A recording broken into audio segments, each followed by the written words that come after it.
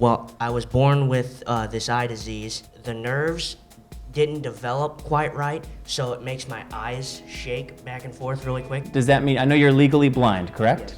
Yes. I don't want no magnifying glass on my desk because people look at me weird. I like to walk. I'm a big walker. And how often do you go walking? 6, 7 times a day. You're also quite a golfer as well, right? I golfed with my dad and my grandpa. One advantage is I don't have to deal with idiots on the road. So, and the other advantage is when I'm in the car in the passenger seat, I make your car look better. I got married when I was 21, and on May 23rd, 2014, so just a little over 2 years ago, he was actually killed instantly in a motorcycle accident. You know, he survived deployments, he survived war, great. You know, we got through all this, he's around the rest of my life. He did a 4-year enlistment. Okay. So, and most of that was spent apart. There was about a 6-month period out of the 4 years where we lived together. You know, I felt like not only he was taken, but I felt like my whole life was erased. With the deployments and stuff, I was very guilty of bottling things up, and now going from deployments to death, I couldn't handle it like that.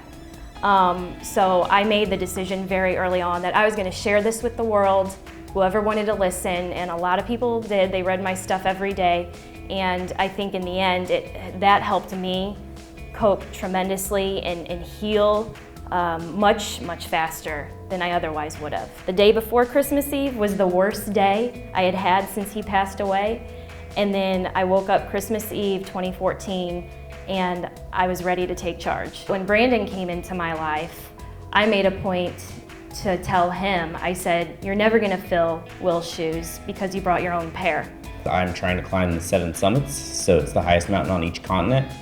To date, I've done 5 of the 7. When baseball stopped, I'm a very physical person. I love being active. I kind of stopped my prophy treatments and I struggled with bleeds. I only infused when I had bleeds, so it kind of just that was kind of ingrained in my mind that, like, oh, you have all this pain and you have to get stuck with a needle. And, you know, I just started hiking with my uncle Dave. He told me stories about some of the experiences he had, and it just seemed like a really interesting challenge to see if I could do it. I've never gone to 19,000 feet before on a mountain, or been on a mountain 6 days and tried to manage my hemophilia. Lay in my sleeping bag for a couple minutes and mix my factor while I'm laying in it. Well, I want to go to college, so college is gonna be kind of tough because I don't want to have to rely on people, but those people are there to help you, not leave you. We can't live every day with the fear that, you know, tragedy or something is gonna impede on your life and your plans. You can't do that. You have to plan for what you want and hope for the best. My wife and I are talking about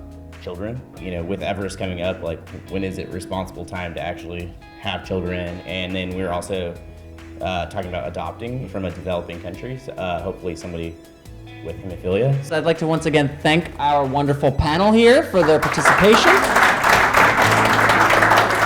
To watch video from any of our previous Powering Through sessions, visit poweringthrough.org, or to learn more about National Cornerstone Healthcare Services, NCHS, visit nchswecare.com.